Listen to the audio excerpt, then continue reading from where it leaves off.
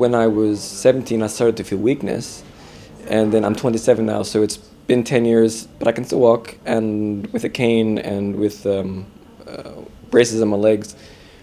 So the prognosis is to get weaker as time goes on, but not as fast. Obviously faster than I want it to be, but not as fast as it could be.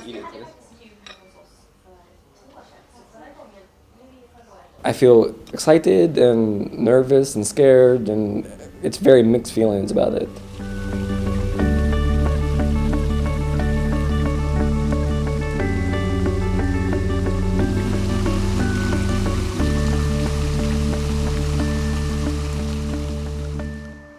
The disease I have is a slow progressive disease. It's not one day I walk, one day wheelchair.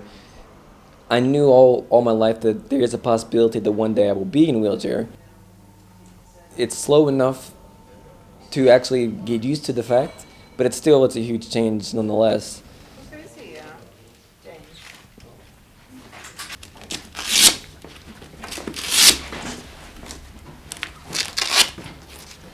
Och så kommer du ihåg det här, man skulle långt bak med stjärten, va? Rumpgång, precis. Woo! Där känner du, där tar de emot. Va? Där tar de emot tippskydden. Ja. Du kommer inte längre. Det är bra. Ja. Då ska vi se med benen här. Men de ser ganska bra ut, va? Man ska ju ha lite stöd under hela låret här. Men jag tror att det är en ganska bra höjd. Oh. Sometimes I'm weaker and I need to sit down, and if I have a wheelchair I can sit and continue to move and travel, but I'm sitting at that point. Nu så nästan duttar du så här när du kör, så att du försöker ta så långa tag som möjligt och nästan vilar emellan när rullstolen åker själv, så att du vilar så här. Okay.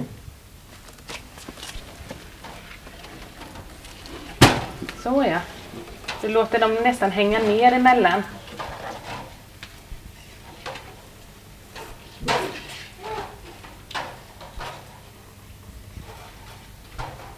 Båda händerna.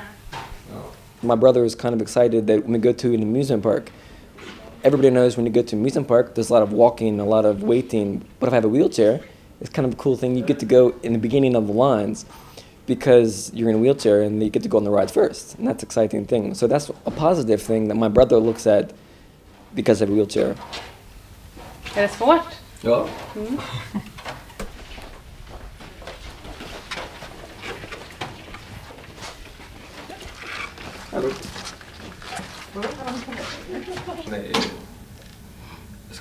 Det ser bra ut. Då ska vi flytta bak hjulen lite grann. Okay. För det kommer ihåg vi pratade om sist, va? Ja. Att man ska, den här navet här, det ska ju ligga i ungefär i höjd med höftkulan eller strax bakom naven. Flyttar vi fram hjulet så är det precis tvärtom. Då går det mycket lätt att köra, men man tippar också lite lättare bak. Okay. Så att nu flyttar vi bak lite grann då, för det är det som James vill. Men sen blir du lite bättre på att rulla sen och du känner att nu känns det bra. Då får man kanske göra en justering där igen då, va? Ja, jag tror att det är bra, men jag gillar den plast här, så jag har ingen chans att sticka min finger i hjulet, men jag var lite rädd om den. Men inte nu, det är bra. Yeah, I think I'm ready because I know it's not permanent now. It's just when I need a little extra help.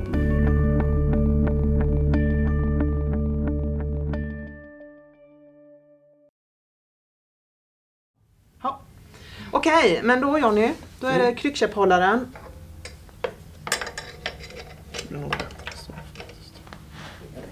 Kan du ta käppen där nu? Det här går bra. Det är nog bättre på den sidan. Nu är den i ett standardläge. Men en del de vill ju sitta lite mer bakåtlutad eller så vill de vara lite mer framåt-tippade. Maybe I need to sit in for some time before I find out which angle is best for the bag. Precis. Och Therese kommer ju att följa upp dig hem. Hon kommer ju hem och titta till att allt är bra så. Ja. Och bromsarna var okej. Bromsarna var okej. Och då är det så här att om de här bromsarna inte tar, James, då har du för lite luft i. De här pumparna som de har på alla verkstäder når inte upp till 8 kilo. Men det går också alldeles utmärkt med en handpump. Okay, so it's more air the better. Yes. Jag har en fråga till dig. Vad kostar spindelhjul? Spindelhjul. Ja. Spider wheels. Är du pigg på sådana? Ja, de är jättekul till se ut, men de är jättesnygga. Inte så bra för mig funktion, men de är snygga. Ja, de är inte så bra. Nej, de är lite tyngre. Är de tyngre? Ja, hela hjulet är tyngre. Okej, jag tror de är... Vad är material? Nej, det är väl stål rakt igenom. Spider. Men det finns ju något nytt som heter Spox. Spoxhjul finns det kolfiber, ja. När du spänner av dem så blir de som små gummiband. Och när du drar upp dem så kan du spänna dem så de blir stenhårda. Men det sätter inte vi normalt sett på hjulen, utan då får man köpa det själv. Spiderwheel tror jag kostar ungefär 3 500 per hjul. Så 7 000 kronor för ett par då. Jag tror de var lättare, men om den tyngre, jag vill inte ha dem, men jag vill inte ha en tyngre rullstol. Det är dåligt. Ja.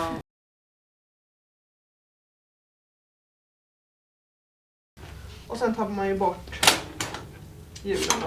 Jag ska börja till övning, practice. Nej, bakåtvolt. Ja.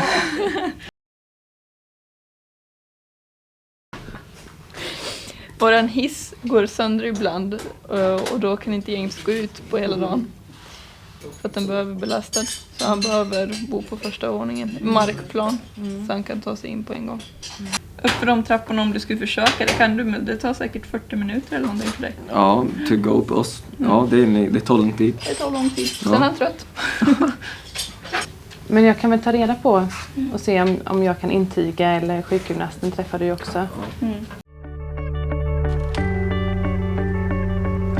I think it's fun. It's interesting right now only because I don't have to have it all the time.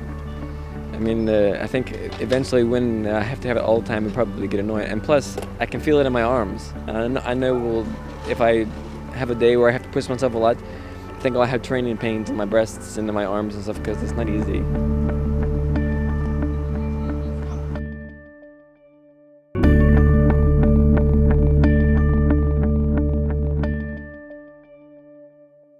I'm going to school now, and I must find the simplest way to get into the building, which means walking up to, well, there's no big steps, so that's what I'm going to do now.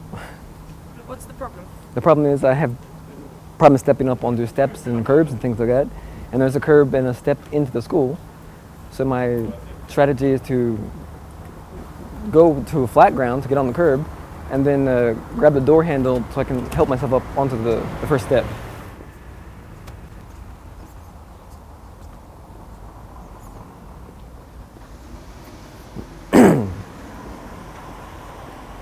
For instance, this is a large step. It's difficult for me to step up and pull my body weight up onto the curb. It'll be easier because I'll grab the door handle and then come up on the curb. Shit.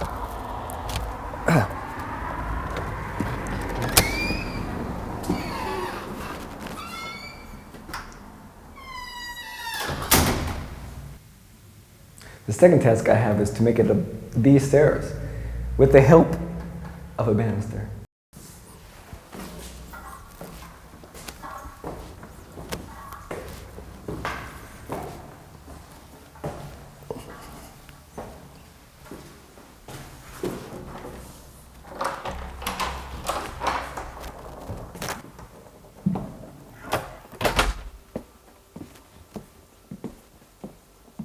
Okay, I'm going to apologize in Swedish why I'm late.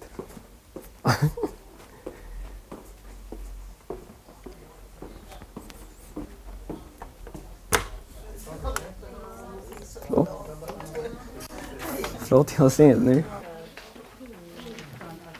Utan någon alls, ja. O-R-A-R-E-R en och så ingen alls. Då var de 5 stycken vi hade. Ett museum. Du måste göra plural.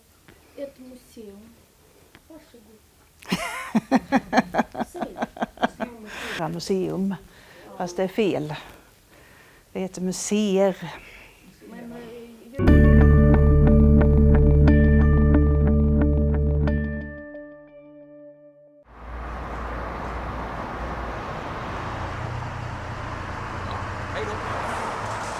what's very interesting in James' case is that he has a lot of muscle atrophy and muscle weakness in his lower limbs.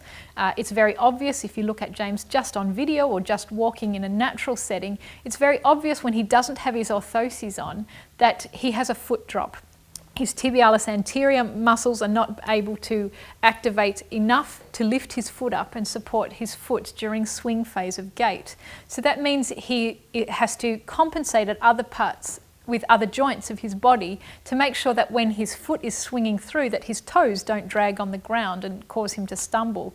What we can see in James's video is that he does this by increasing flexion at the knees in particular and also the hip joints so that he's raising his foot off the ground. We could also see that at heel contact, at initial contact when he makes the first contact of the foot with the ground, when James doesn't have his orthoses on, what we can see is that he makes the first contact with his toes rather than his heel. If we look at James with his orthoses on, what we can see is that the first contact of the ground is made with his heel, followed by his toes, which is a much more natural gait pattern. But seeing James doesn't have control over his tibialis anterior and is unable to lift his toes up without his orthoses, he's unable to do that when he walks on his own. So he has to make first contact with his toes, which are drooping down when he walks. If we look at other aspects of James's gait, obviously his cane, his walking stick, is quite important to him to stabilise. And the position of his body. We need to analyse the results a little bit more to be able to say anything more about that. It's a bit tricky.